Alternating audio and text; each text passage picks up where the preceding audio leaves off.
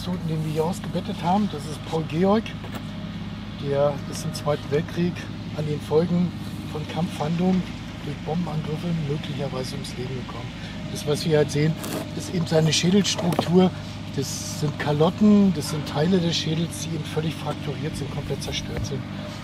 Zudem kommt hinzu, selbst der Unterkiefer hat ebenfalls noch mittig an der Kinnspitze eine Fraktur, die möglicherweise durch die damaligen Verletzungen entstanden ist.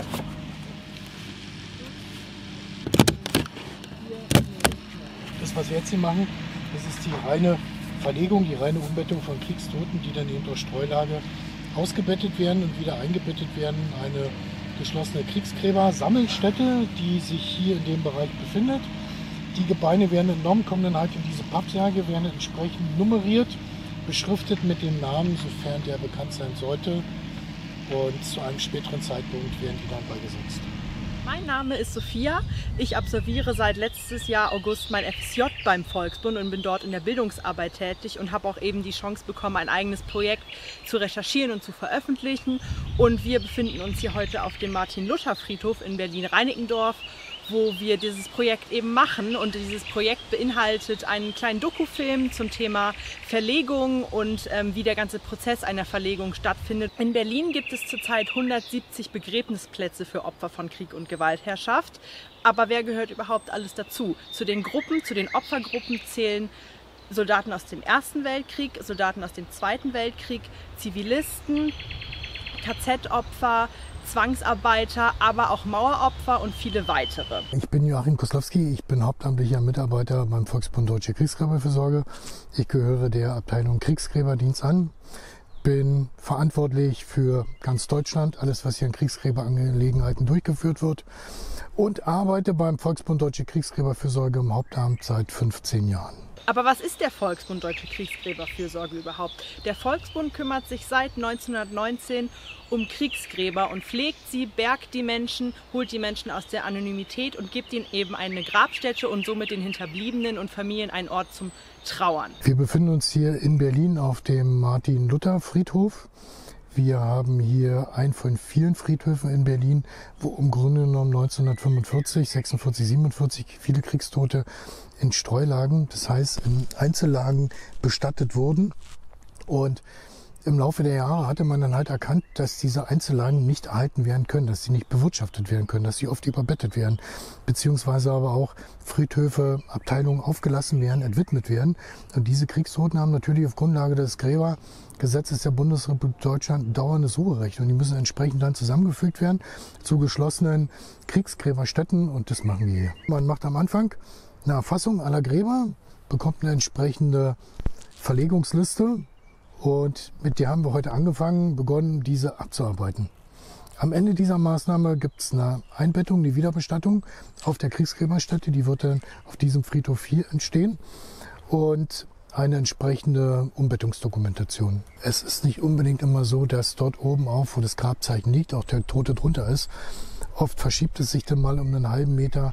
Oder es ist auch so, dass die dann eben bis 1940 oder 50 oder 60 ein anderes Grabreihenbreitenmaß hatten, wie heute beispielsweise. Und dann stellt man eben fest, damals war es 1,10 Meter, heute ist es 1,25 Meter oder umgekehrt. Und so eine Reihe hat dann 50 Meter, dann passt es nicht. Und dann schaut man auf seine Verlegungsliste und sieht, wir haben jetzt eine Person, die ist 34 Jahre alt, die ist männlich, die ist möglicherweise durch einen Bombenangriff verschüttet worden, muss entsprechende Verletzungen haben.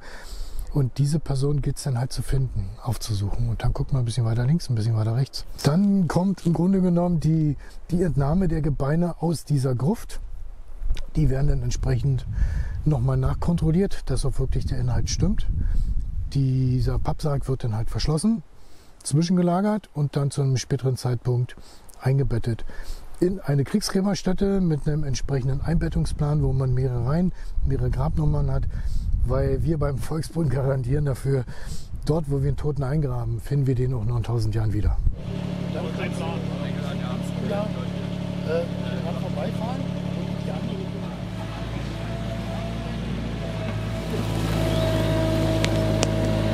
Hier.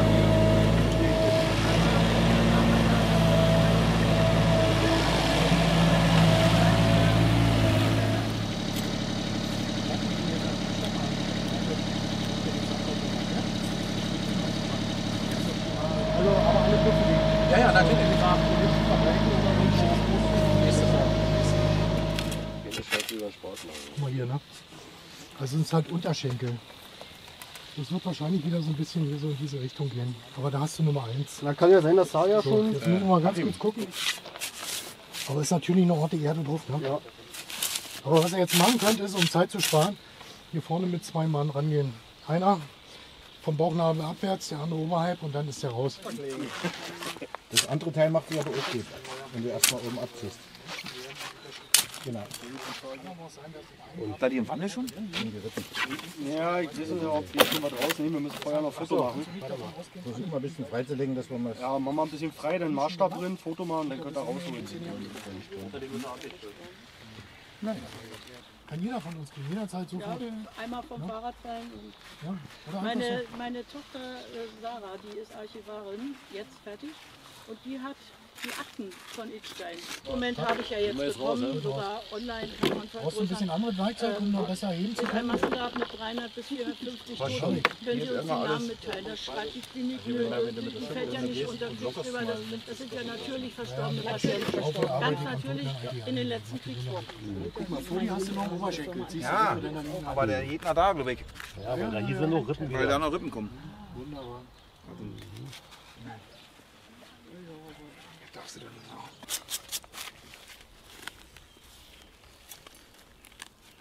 Ja, Geld mal drin. Ja, keine Marke. Portemonnaie ist das Geld. Zum Anstecken, oder sowas. Nee, wissen nicht, so Sand.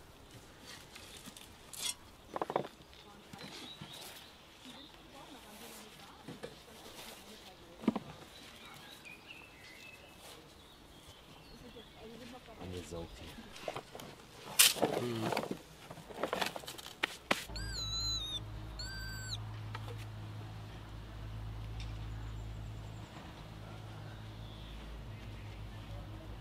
Es gibt schöne Momente, wie vorhin beispielsweise, als wir halt bei einem Toten die Erkennungsmarke gefunden haben, eben die vollständige gefunden haben.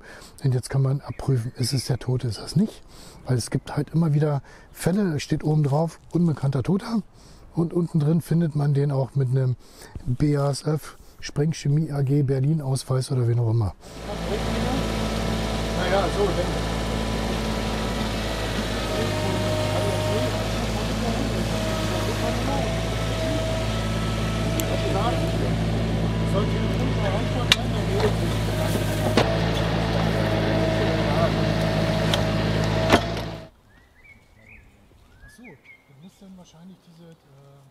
Wer ist überhaupt zuständig?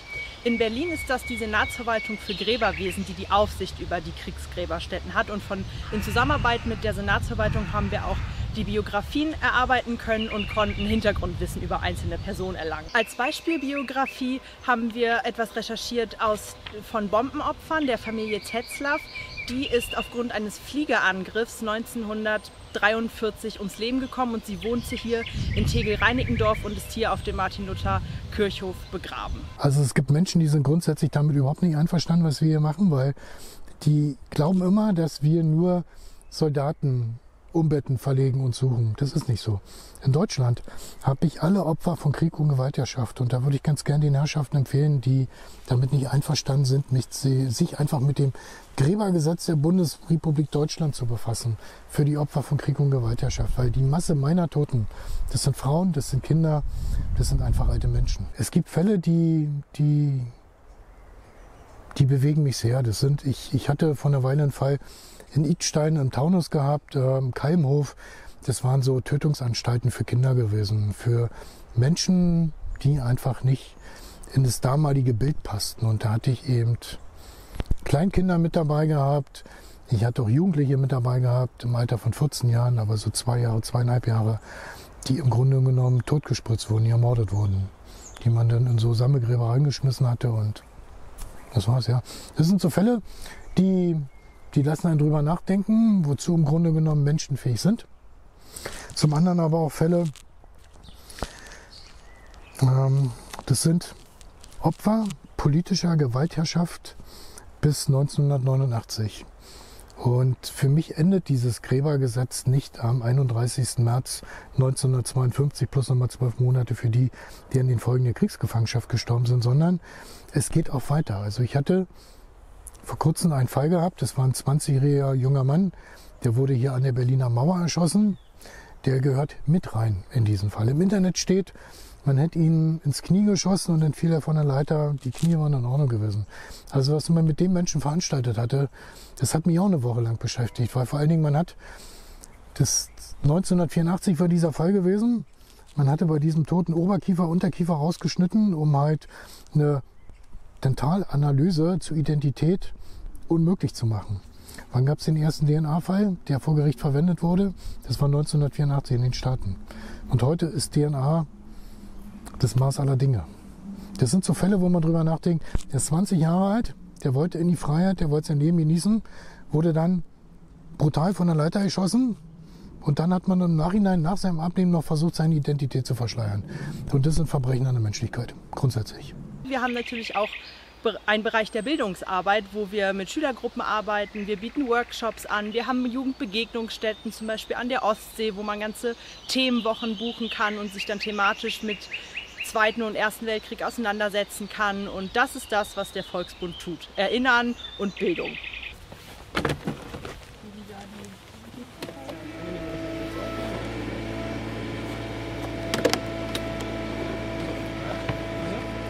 Ich bin seit November letzten Jahres beim Volksbund und ich finde die Arbeit sehr wichtig oder ich engagiere mich beim Jugendarbeitskreis, weil ich finde, auf der einen Seite können wir den Angehörigen Frieden schenken, die einen ja lang verschollen geglaubten Angehörigen wiederfinden können. Das Besondere an meiner Arbeit ist im Grunde genommen, gegen das Vergessen zu arbeiten, weil selbst in meiner Familie gibt es 2, die bis heute vermisst werden und niemand weiß, wo die liegen.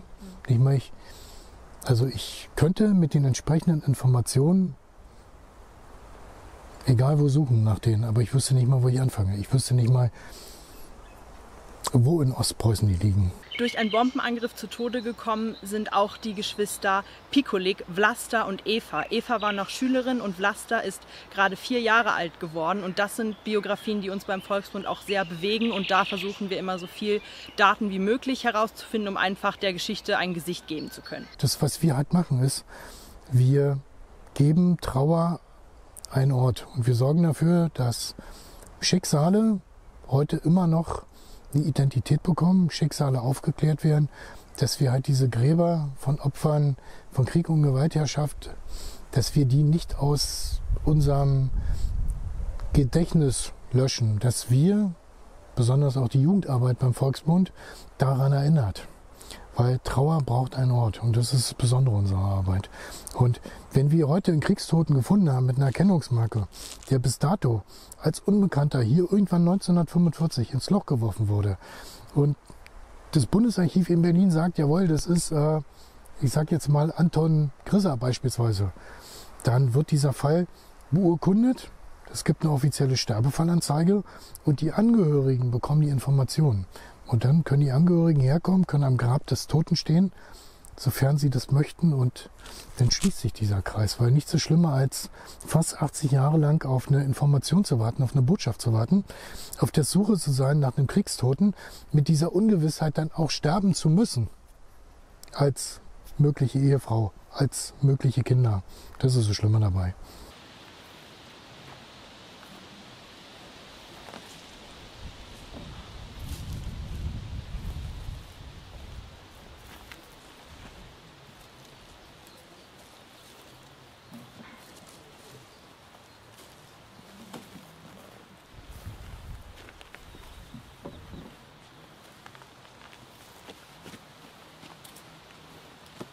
Dass sowas nicht nochmal passiert und dass wir ein Zeichen oder eine Erinnerung an den Frieden setzen. Und deswegen engagiere ich mich beim Volksbund und beim Jugendarbeitskreis.